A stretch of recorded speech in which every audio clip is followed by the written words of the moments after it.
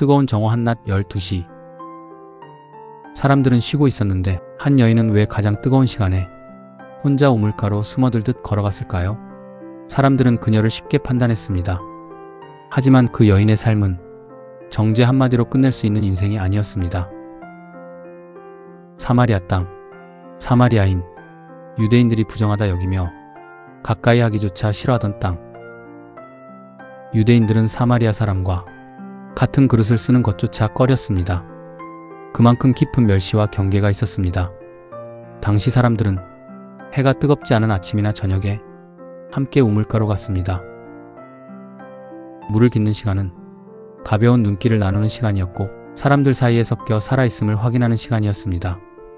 그런데 그 여인은 사람들이 없는 정오를 선택했습니다. 이유는 분명했습니다. 사람들의 시선을 피하기 위해서였습니다. 수군거림과 곱지 않은 눈짓들은 여인에게 상처가 되어 숨게 만듭니다. 사람들은 이 여인을 타락한 사람으로 알고 있습니다. 아닙니다. 당시 여성에게는 삶을 스스로 선택할 권리가 없었습니다. 여성은 마음대로 이혼할 수 없었고 남편에게 버림받거나 사별하면 삶 자체가 무너졌습니다. 남편이 다섯이었다는 말은 쾌락의 기록이 아닙니다. 시집가고 장가간 의미가 아닙니다. 여인의 삶이 여러 번 무너졌다는 이야기입니다. 한 번 버려지고 또 기대었다가 다시 무너지고 살아남기 위해 누군가에게 의지해야 했던 시간들. 그녀의 삶에는 사랑보다 생존이 먼저였습니다. 사람들은 다섯 남편이라는 결과만 볼지 모르지만 그 안에는 오래된 빈곤과 삶의 고통이 쌓여 있었습니다. 그날 우물가에는 한 유대인 남자가 있었습니다.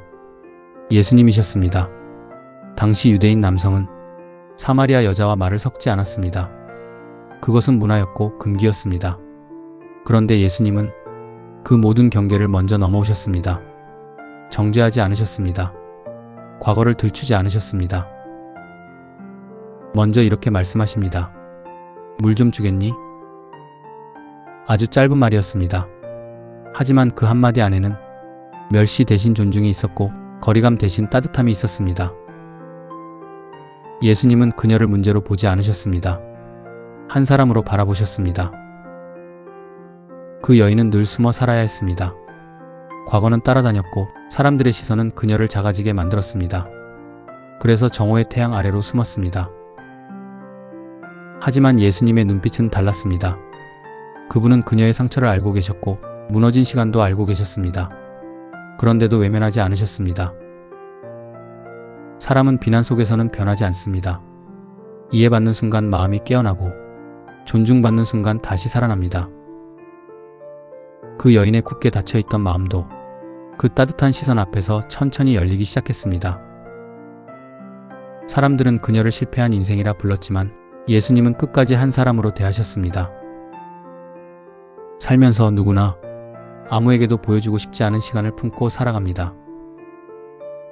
그리고 찢어버리고 싶은 과거가 있습니다. 그래서 사람을 피하고 괜찮은 척하며 아무도 없는 정오를 찾아갑니다.